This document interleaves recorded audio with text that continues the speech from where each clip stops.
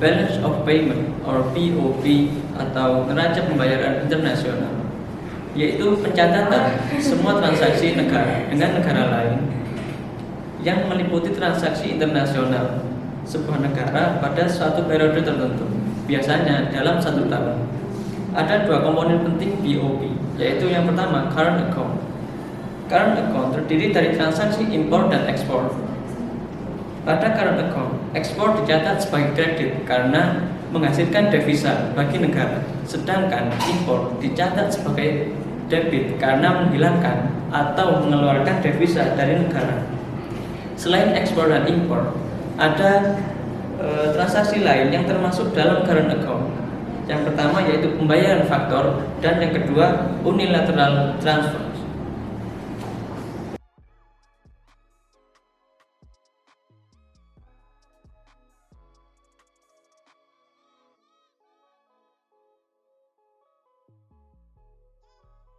Financial account atau capital account yang mencatat transaksi aset finansial, transfer pembayaran, piutang maupun utang internasional.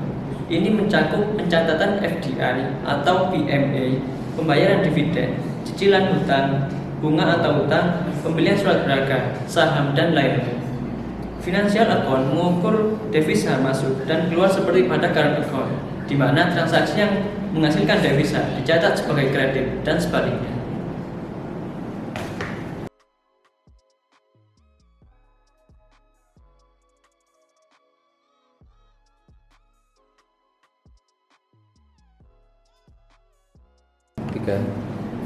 Official reserve account, which is part of financial account, is the foreign currency held by central banks and used to pay balance of payment deficits. Each account is further divided into sub-accounts.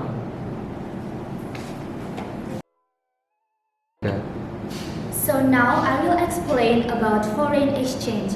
So basically the definition of foreign exchange is a market with a mechanism through which transaction can be made between one currency in country and another country. Atau secara lebih luasnya, pasar valuta asing atau foreign exchange adalah pasar untuk pertukaran instrumen keuangan dalam mata uang yang berbeda. Kemudian lokasi yang paling sering digunakan dalam proses transaksi valuta asing adalah bank komersial, which agrees to make a market for the purchase and sale of currencies other than the local one. Kemudian untuk contoh dari foreign exchange itu seperti cash, checks or draft, kemudian wire transfer, lalu ada telepon transfer, atau bahkan kontrak untuk membeli atau menjual mata uang yang akan digunakan di masa depan. Kemudian sebagai contoh yang paling sering digunakan dalam transaksi antar perusahaan adalah seperti draft. Kemudian yang biasa digunakan untuk transaksi antar bank adalah telepon or internet transfer.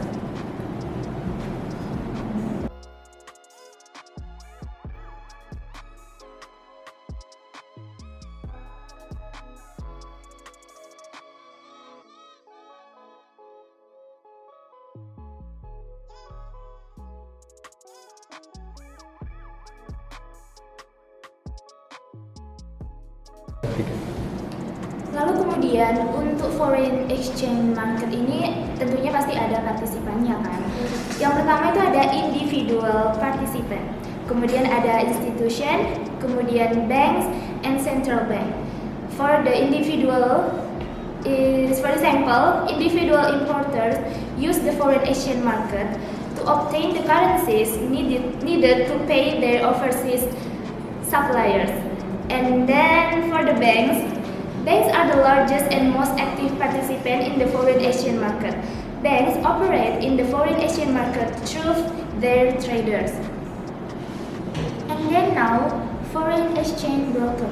Foreign exchange brokers are intermediaries who bring together parties with opposite and matching requirements in the foreign exchange markets.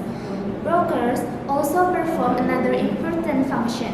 They preserve the confidentiality and anonymity of the participant. Atau bisa kita bilang broker ini harus merahasiakan dan tidak boleh memberitahu identitas dari orang-orang yang melakukan transaksi tersebut sampai transaksi tersebut deal atau selesai. Dalam foreign exchange market terdapat speculators and arbitrators. So, participation by speculators and arbitrators in the foreign exchange markets is driven for pure profit motive. These traders seek to profit from the wide fluctuation that occur in the foreign exchange market. Typically, speculators buy large amount of a currency when they believe it is undervalued and sell it when the price rises. Arbitrage occurs when investors try to exploit the differences in exchange rates between different markets. For example, a currency may be cheaper in New York than it is in London. If such a situation arises, it provides an opportunity for market participants to buy the currencies in New York and sell it in London. This activity is known as triangular arbitrage or intermarket arbitrage. Thank you.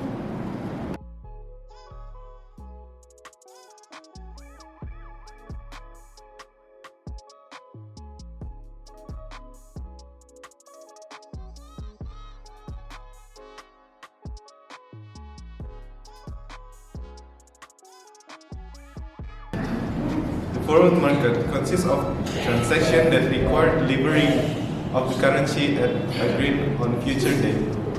The rate at which this forward transaction will be complete is determined at the time the parties agree on a contract to buy and sell.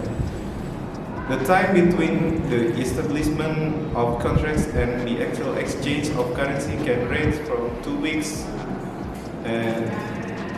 to more than a year. The most common maturity for forward contracts are 1, 2, 3, and 6 months. Jadi di forward market itu isinya adalah transaksi mata uang yang telah disepakati dalam waktu mendatang. Jadi dalam transaksi tersebut bisa terjadi dalam mungkin beberapa minggu, beberapa bulan, atau bisa sampai 1 tahun. The future market.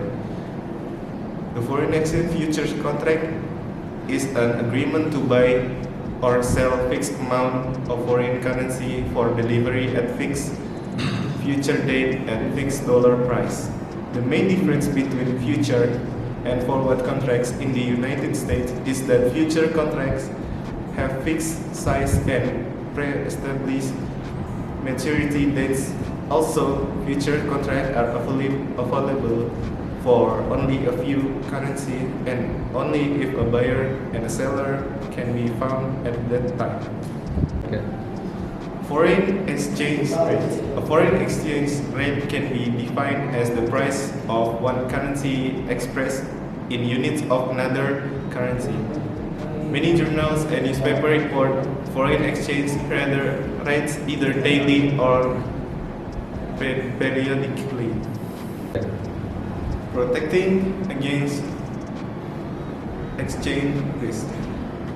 First is there are many alternatives to protect against exchange risk. The first is risk avoidance. The second is risk adaptation. The third is risk transfer. The fourth is diversification.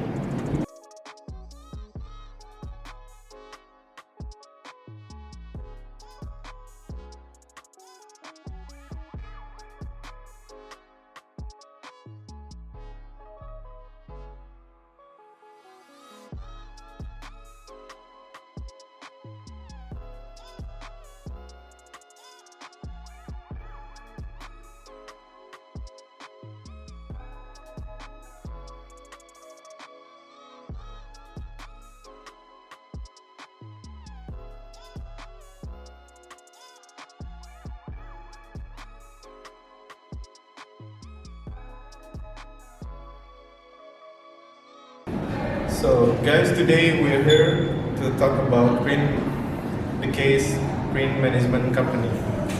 A print management firm has mail fulfillment contracts with several European companies who make payments in euros. So, Mr. Dean, can you tell me about the issue? Okay. By winning long-term contract and agreeing to be paid in euros, the client has a currency exposure. The danger for this client is that contract can be meticulously cost in advance, but the amount of dollar eventually realized may be less than originally envisaged due to exchange rate fluctuations. So for the solution is after spending some time consulting with the client and getting feel for the currency flows, it was decided for the forward contracts would be enable them to Dikat kata ya. Go, boys. Lanjut. Ya wis, tetep kok. Iya. Maren, untuk iki. So for the solution, after spending some time consulting with the client and getting a feel for their currency flows, it was decided that forward contracts would enable them to hedge their exposure to the euro, allowing each new contract to be properly budgeted in the advance, with ongoing exposure to the exchange rate. By using forward contracts, they not only had access to our highly competitive exchange rates, but they only had to pay a small deposit upfront, freeing up vital cash flow. Thank you.